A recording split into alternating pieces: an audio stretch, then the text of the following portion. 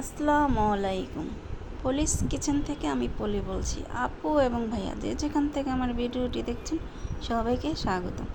আজ আমি রান্না করতে যাচ্ছি কচু দিয়ে ইলিশ মাছ। আমি কিভাবে কচু দিয়ে ইলিশ মাছ রান্না করি সেইটাই আপনাদের সাথে শেয়ার করব।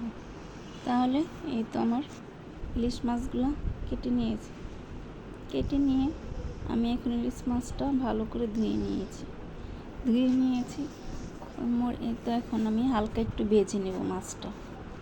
এটা এই কচু দিয়ে কাঁচাও রান্না করা যায়, একটু হালকা ভেজে নেওয়া করা যায়। আমি এখানে দিয়েছি হলুদের গুঁড়া, মরিচের গুঁড়া আর লবণ।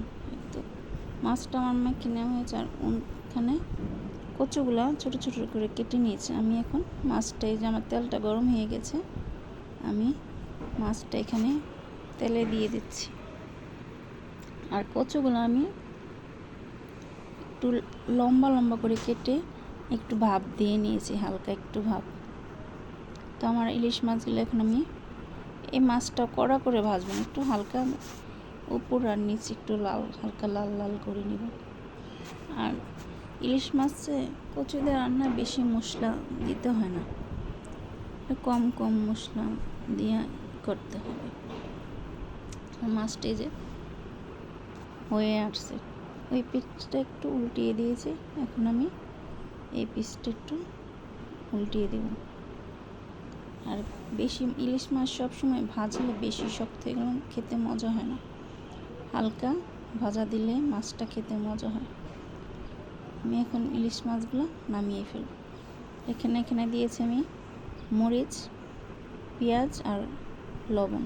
এখন একসাথে আমি ভালো করে ভেজে নেওয়া হলে এখানে আমি অল্প কিছু আদা রসুন বাটা দিব, আর দিব হলুদের গুঁড়া, মরিচের গুঁড়া আর একটু ধনিয়া গুঁড়া। আর আমি এখানে খুব কম মশলা দেব। আর এই মশলাগুলো যখন ভালো করে কষানো হবে, তখন আমি যে কচুটা হালকা ভাপ দিয়ে নিয়েছি সেটা আমি মশলাতে ঢেলে দিই। আর আমি এখন যে পেঁয়াজগুলো লাল হওয়া পর্যন্ত ভেজে নিই। আর এখানে ঝাল বলতে মিডিয়াম ঝাল, আমি এটা একটু মিডিয়ামই খাই। যদি আপনারা ঝাল খেতে চান তাহলে এখানে ঝালটা একটু বাড়িয়ে দিতে পারেন। যে আমার মশলাগুলো একে একে সব দিয়ে দিচ্ছি। আমি যে মরিচের গুঁড়া খুব কম দিয়েছি, কাঁচা মরিচ দিয়েছি তাই, আর একটু গরম পানি দিয়েছি। এখন আমার মশলাটা কষানো হচ্ছে। মশলাটা আর ইলিশ মাছে যখন মশলাটা যে কাঁচা একটা না কষানো হয় বা ভাজা হয়, তখন দেখা যায় কি একটা গন্ধ আসে আদা রসুনের। এই তো আমি ভালোভাবে কষিয়ে নিয়েছি। এখন আমার ভাপ দেওয়া কচুগুলো যে আমি দিয়ে দিচ্ছি। আর আমি এখানে এই তো হালকা ভাপ দিয়েছি। এখন আমি কচুগুলো দিয়ে দিচ্ছি। এখন ভালো করে কচু আমি কষিয়ে নেব। এখানে আমার ভাপ দেওয়াতেই কচুটা অর্ধেক সিদ্ধ হয়ে আসছে। আর আমি এখানে অল্প কিছু পানি দিয়ে কষাবো। আপনারা চাইলে এখানে পানিটা নাও দেওয়া যায়। দেখা যায় কষানোর মধ্যে কচুটা প্রায় অর্ধেক হয়ে আসছে। আমি এভাবে কচু রান্না করি। আপনারা কীভাবে রান্না করেন সেটা আমাকে কমেন্টের মাধ্যমে বলতে পারেন, বা কোনো কিছু ভুল হলে সেটা আমাকে কমেন্টের মাধ্যমে জানাতে পারেন।